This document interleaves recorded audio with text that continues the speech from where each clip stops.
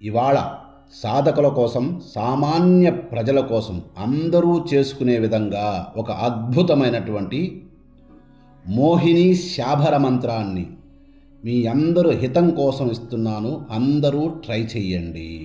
ఈ తంత్ర సాధనలో శాబర మార్గం అనేది సరళతను, నేరుగా ఫలితాన్నిచ్చే సంప్రదాయం కనుక ఇందులో మంత్రం కన్నా ముఖ్యమైనది సాధకుని అతఃస్థితి. ఆ అతఃస్థితికి ప్రతీకగా నిలిచే శక్తి స్వరూపమే మోహిని. మోహిని అనేది కేవలం ఆకర్షణ రూపం కాదు, అది మనసులో చైతన్యాన్ని, మృదుత్వాన్ని పెంచి అత్యంత ప్రభావవంతంగా వెలిగించే మాయా ప్రజ్ఞాశక్తి. అందుకే మోహిని శాబర సాధన ప్రారంభించేవాడు ముందుగా తన ఉద్దేశాన్ని స్పష్టంగా, శుద్ధంగా తీర్చిదిద్దుకోవాలి. నేను ఈ మోహినిని నా కళ్ళతో చూడాలి, ఈ మోహినిని నా హృదయంలో ప్రతిష్ఠించుకోవాలి, నాకు ఈ ప్రపంచం మొత్తం వశమవ్వాలి. ఇటువంటి ఏది ఉన్నా నీ మనసులో దాన్ని మాత్రమే సంకల్పించుకో. ఈ సాధనకు ముందు అవసరమైనది, అత్యంత అవసరమైన శుద్ధి. ఈ సాధన మొదటి అడుగు మనసు శుద్ధి. శాబర మంత్రాలు వెంటనే స్పందిస్తాయి కనుక అసత్యం, దేశం, బలవంతం వంటి భావాలు ఉంటే అవే ముందుగా ఈ సాధకుని ప్రతికూల ఫలితాలు ఇస్తాయని గమనించండి. ఇలాగే తంత్రం కూడా హెచ్చరిస్తుందని కూడా గమనించండి. కాబట్టి సాధన ప్రారంభానికి కనీసం 3 రోజులు మితాహారం, మితభాషణం, ఎందుకంటే ఈ సాధన 3 రోజులే ఉంటుంది కనుక మితాహారం, మితభాషణం పాటించడం శ్రేయస్కరం. మద్యం, మాంసం, అధిక కోపం ఇవి వీలైనంత దూరంగా ఉంచాలి. ఈ 3 రోజుల్లో ప్రతిరోజు ఉదయం లేదా సాయంత్రం ఒక్క 3 నిమిషాలు నిశ్శబ్దంగా, మౌనంగా కూర్చుని నేను ఈ సాధన నా అతఃశక్తి వికాసం కోసం లేదా మోహిని దర్శనం కోసమో చేస్తున్నానని సంకల్పాన్ని మనసులో స్థిరంగా పెట్టుకోండి. ఇకపోతే ఈ సాధనలో కాలము, దేశము, ఆసనం అత్యంత ఆవశ్యకమని గుర్తుంచుకోండి సాధకులారా. ఈ మోహిని శాబర సాధనకు శుక్రవారం లేదా పౌర్ణమి దినం అత్యంత అనుకూలంగా భావిస్తారు. అనుకూలం కూడా. రాత్రిపూట, అర్ధరాత్రి తర్వాత లేదా బ్రాహ్మీ ముహూర్తంలో చేయడం వల్ల మనసు ప్రశాంతంగా ఉండి జపానికి లయ ఏర్పడుతుంది. ఈ సాధన చేసే స్థలం పరిశుభ్రంగా, ఎటువంటి గందరగోళం లేని చోటు కావాలి. శంభాసనం ఉన్న వ్యక్తులు శంభాసనం వేసుకోండి. పగడాలమాల ఉన్న వ్యక్తులు పగడాలమాలతోనే జపించండి లేదా రుద్రాక్షమాల వాడుకోండి.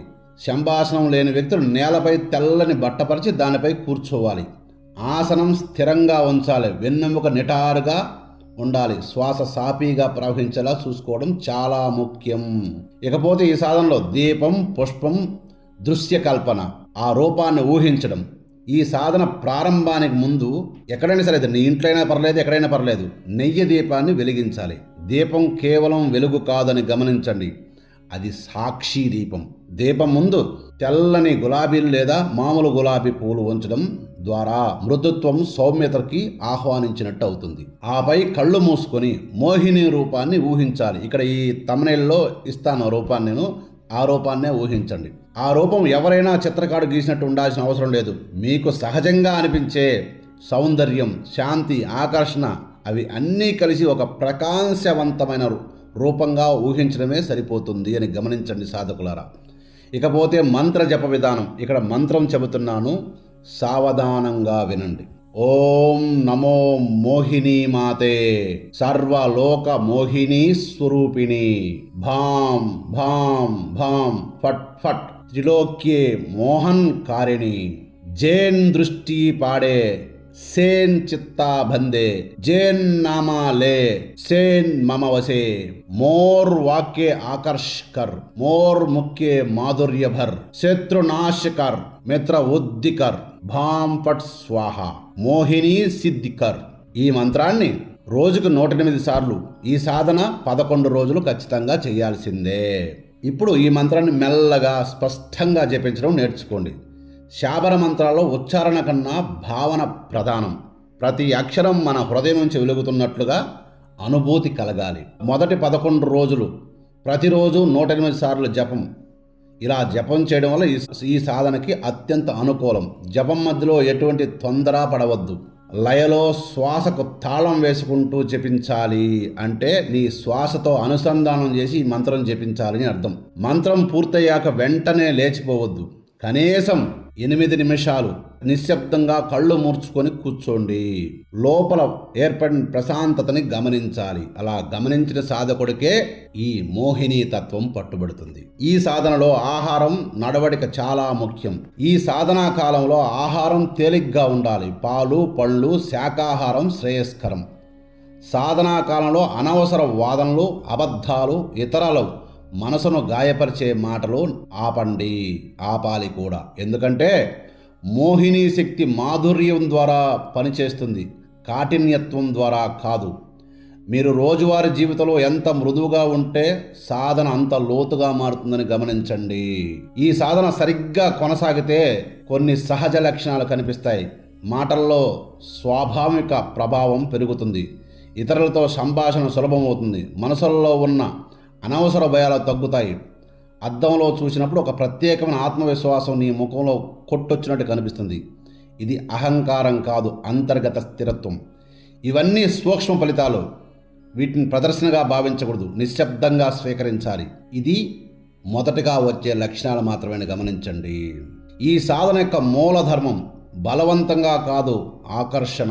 ఎవరి స్వేచ్ఛను హరించే ఉద్దేశంతో ఈ మంత్రాన్ని ఉపయోగించరాదు. అలా చేస్తే సాధనా శక్తి తిరిగి ఆ సాధకుడికే పతనం వైపు ప్రయాణింపజేస్తుంది.